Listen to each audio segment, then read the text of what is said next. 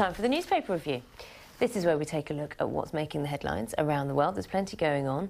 The Irish Times begins with a striking front page image of the mass burial of unidentified workers who were killed in the Bangladesh building collapse. Now, this comes as the Pope described conditions there as slave labour.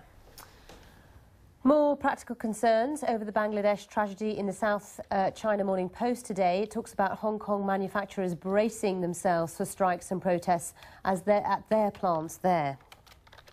They may only be British local elections, but polls could have a major international ramifications. Prime Minister David Cameron is hinting that he's going to legislate to guarantee a referendum on EU membership. Now, this is all a bid to undermine the UK Independence Party, so says The Times. The Financial Times looks at a different kind of Euro-scepticism from Ireland's president, who's warned the EU must drop its hegemonic economic model or risk social upheaval. Seemingly at odds with recent attempts to market itself as open for American investment, the International Herald Tribune reports that France has blocked Yahoo from acquiring video website Dailymotion. And with an all-German Champions League final confirmed, the left-leaning Guardian heralds a new era for European football, dominated by German teams run for the fans, not as playthings for the super-rich. The world is a-changing. Joining us for our newspaper review is Cornelia Meyer, who's Chief Executive of business consultancy MRL Corporation. Lovely to have you with us, Cornelia. Good morning. Hello.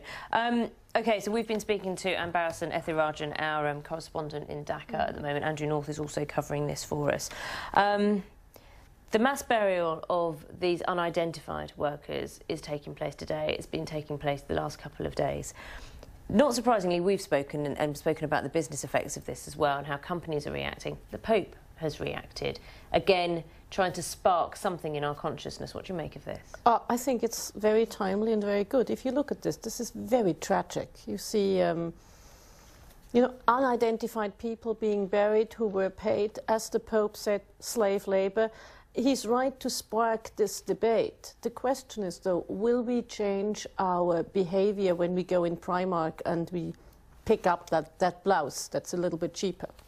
The other thing, though, is interesting, the take that South China Morning Post is taking on this. Hong Kong firms fear more upheaval in Bangladesh. Many companies in Hong Kong, some of which have bought factories near Dhaka, have talked about the fact they've had disruption over the past week. Their capacity is more than halved.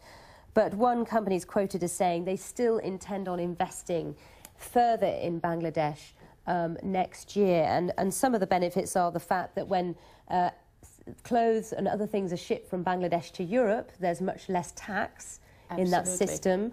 And also they talk about the fact that the wages are so much lower than what they pay people on the mainland. It's not just Bangladesh. If you look, you know, Greater China has become the manufacturing hub of the world, but wages have risen.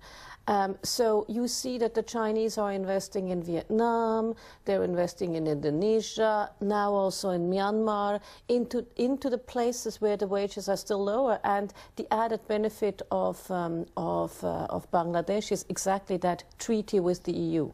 The issue, though, as well, I suppose, for Bangladesh and for companies who are trying to operate there, because it's this difficult situation where, you know, if all companies pulled out because of the disaster, that would be terrible for the Bangladesh economy. But there's a very difficult political system there. It's not an easy thing to fix this, is it? No, it's not an easy thing to fix it, and with these things you have an upheaval and then they will get calmer, but it will help a little bit in getting wages up. Let's not forget, about 3-4 years back we had strikes in China. Chinese workers said, look, what we are paid is just not commensurate with the work we do, and things did get adjusted, which is why we have now higher wages in China, which is why China now invests in the places where there's still lower wages.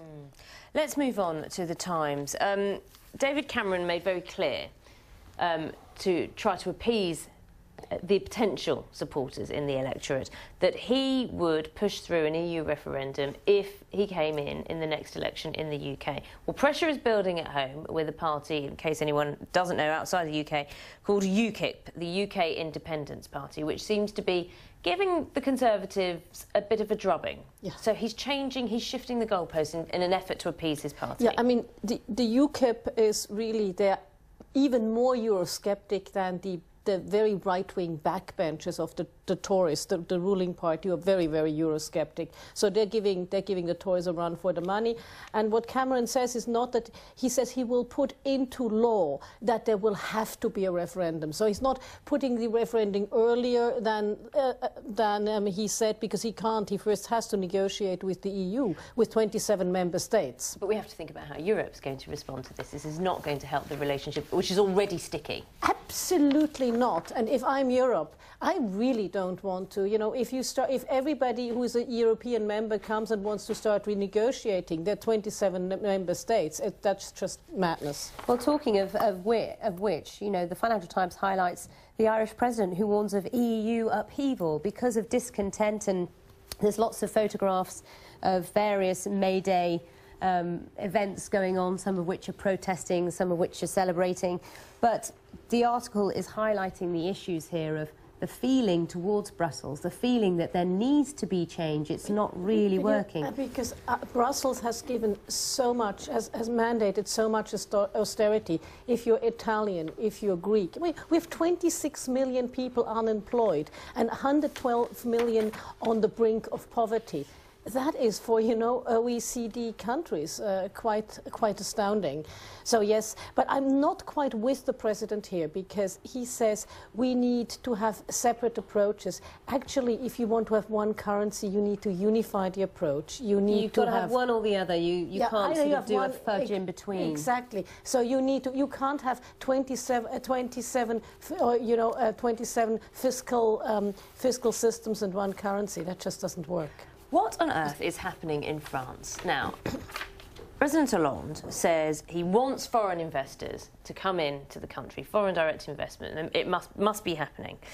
But he's put a little bit of a block on this buy of the company of, or controlling stake for Daily Motion, which Yahoo wants to get hold of. Yes, and that's the typical, I mean, it's actually his economic minister who puts the block in there. And that's forgive me, that's a typical French thing. The French love their national champions. You know, try and do anything with Total, or try and do anything with one of their national champions. So, you know, maybe if you really want to attract foreign investment, you should really stop being so strong on the national champions. Could you go as far as saying this is protectionist behaviour?